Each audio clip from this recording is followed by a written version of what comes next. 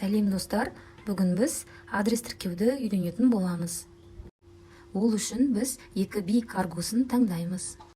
Бұл каргомен сіз официально, яғни Қытайдан тікелей өз қалаңызға дейін $4-6 тарифімен алдырта аласыз.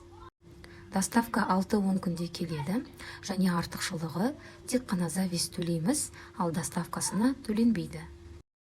Ал ендеше адрес тіркеуді бастаймыз. Ол үшін Pinduoduo'ға кіріп, мой профиль бөліміне өтеміз. Локация бөліміне кіреміз. Добавить казахстанский адресті басамыз. Ең бірінші жолға өзіңіздің атыңызды ағылшынша әріппен жазасыз. Екіншіге SMS келетін телефон номеріңізді жазасыз. Үшінші жолға өз облысыңызды таңдайсыз. Мен Жамбыл облысын таңдаймын. Районда тұрсаңыз район жазасыз, ал мен қалада тұрғандықтан город Таразды бастым.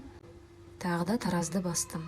Енді төртіншіге өзіңіздің қалаңыздағы складтың адресін жазасыз. Шатастырмаңыз, үйіңіздің адресін емес, складтың адресін жазасыз. Біздің Тараздағы адрестің склады микрорайон Салтанат, торговый дом Салтанат, 2-ші этаж, 5-ші бутик. Адресті толық жазып болдым. Енді сохранить деген батырманы басамыз. Қасына галочка қоюды ұмытпаймыз.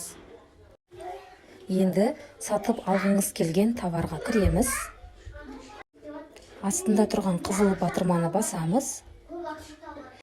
Енді жоғарыда жаңа пост деп жазылып тұрған жазуды басамыз. Осы жерде 139 экспресс дегенді таңдаймыз. Осылай шығады. Мына локация суреті тұрған жазуды басамыз. Жаңағы жазған адресімізді тауып, қасына птичканы қоямыз. Қызылды басып шығамыз.